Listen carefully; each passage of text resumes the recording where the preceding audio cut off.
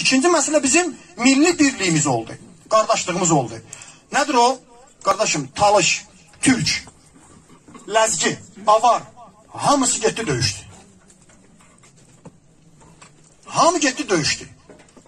Azərbaycanda illərlə bir təbliğat gedir. Mən sizə deyim, bilirsiniz. Pan-Türkizm təbliğatı. Özümə borc bilən burada deyəm. Biz Azərbaycanlıyıq. Üç rəngli bayrağımızın altında birləşmişik. Millətindən asılı olmayaraq. Amma bəziləri bizi bölmək istəyir. Talışa lağlağa edirlər. Ləzgi haqqında lətifələr, anekdotlar qoşurlar. Müxtəlif səpkilərdə təbliğatlar aparırlar. Amma bu il gördünüz, Qarabağda necə lazımdır bizim Talış qardaşlarımız sözün dedilər. Lazım gəlsə, avtomatla da orada divara Talış kəlməsini yazdılar. Biz bölücülük eləməməliyik. Biz ixtilaf salmamalıyıq. İslamda millətçilik yoxdur. Bizi qırdırmaq üçün Talış-Türk söhbəti yaradıblar. Və Talışın da öz arasında, hələ əl çəkməyiblər ha, Talışın öz içində Oratdı, Zuvatdı, Penə məhəllə, aşağı məhəllə, yuxarı məhəllə, əl çəkmir ki düşmən. Vələdinin özündə, Lənkəranın özündə, Böyük bazar, Kiçik bazar, bu ixtilaflarla bizi birimizə qırdırıblar. Birimizi bəyənməmişik, qız verməmişik bəzən. Bu Quran deyir ki, belə deyil. Yenə də Hücarat surəsi. Allah Teala buyurur ki, Allah sizi millətlərə böldü ki, bir-birinizi tanıyasınız. Biz millətlər birbirimizi tanıyaq. Bunun üçün bizi Allah millət yaradıb. Amma bilin, Allah katında Türk, Fars, Ərəb heç birinin fərqi, üstünlüğü yoxdur. Ancaq üstünlük İnnə əkrəməkum indallahi ətqakum. Allah yanında ən üstün kimlərdir? Təqvalı olanlardır. O ki düzdür, o ki haqdır, Allah yanında üstündür. Talışdır, olsun. Sabah Talışdır, amma haqq deyil, təqvalı deyil. Mənim millətimdən olsa da haqqı deməliyəm mən, səhvsən. Təhqiramiz ifadələr ki vardı. Bəzən çox təəssüf olsun bizim rəsmi televizor kanallarında Talışlar haqqında, digər millətlər haqqında bəzi qalıqlı, ziyalı adlananlar bu xalqın arasında millətçilik yaradırlar. İndi də bəziləri düşüb, azdılar. Narahat olmayın. Bu qələbə Türkündür. Bu qələbə Türkündür. Yox qardaş, bu qələbə Azərbaycanlı xalqınındır. Həm Türkün, həm Farsın, həm Ərəbin, həm Talışındır. Fərq etməz. Hansı millət burada yaşayırsa özün göstərdi. Qarabağa heç kəs bir dənə Fərari tapdınız. Bir dənə Fərari tapdınız ki, Talış desin ki, getmirəm. Şuşada Talış yaşamır. Getmədi. Getdi. Ona görə bu millətçilik söhbətini bizi bölmək üçün yaradıblar. Və ondan qorxmaq lazımdır. Allah Teala bizə qələbəni nəsib elədi və bu qələbə onun sayəsində oldu. Baxırsan, o zəhmətkeş qardaşlarımıza Allah ruhlarını şad eləsin. Şəhid Elməddin qardaşımız Talışdı. Olsun.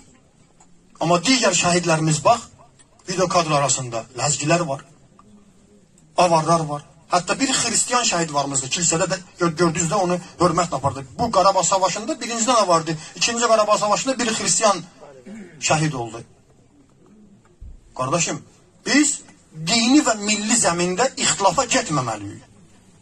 Bizi birləşdirən ümumi dəyərlər var, müştərək dəyərlər var, Qur'andır və Qur'an da bizə deyir. Heç kəsin üstünlüyü yoxdur. Xüsusən bu Qarabağ Savaşı'nda bizim cənub zonası haqqında deyilənlər hamısı puç oldu. Yadınızdadır da? Hamısı puç oldu. Və son, deyim qurtarıram. O cümlədən axırıncı məsələ ki var. Bizim öz içərimizdə dindarlara ləkə yaxanlar ki var idi.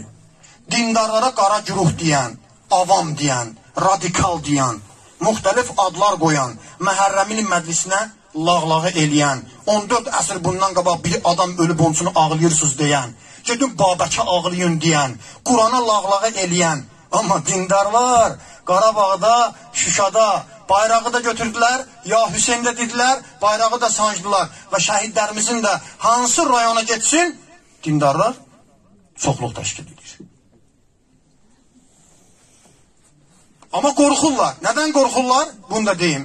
Onların qorxusu gələcəkdə inşallah zuhur edəcək. İmam Zaman əleyhissalamın ordusundan qorxurlar. Çünki İmam Zaman əleyhissalamın ordusunda yeganə dünyanın ordusu olacaq ki, orada müsəlman, qeyri-müsəlman, millətindən asılı olmayaraq hamısı toplaşacaq. İmam Sadiq əleyhissalamın özünə sual verəndə ki, ağacan, imam gəlməmişdən qabaq, nə bilək imam gələcək? Zuhurun bir əlaməti var ya yox. Zuhurun dəqiq, dəyişilməz, hətmi deyirlər. Heç vaxt dəyişilməyəcək. Dəqiq əlamətlərindən biri İmam Sadiq buyurdu ki, onu deyəcək millətlərlə bağlıdır. Filan məscid söküləcək. Ola bilər imam gəlsin, gəlməsin. Təxir edə düşə bir zuhur. Küfə məscidi belə olacaq. Ola bilər imam gəlsin, gəlməsin. Filan dərya quruya bilər.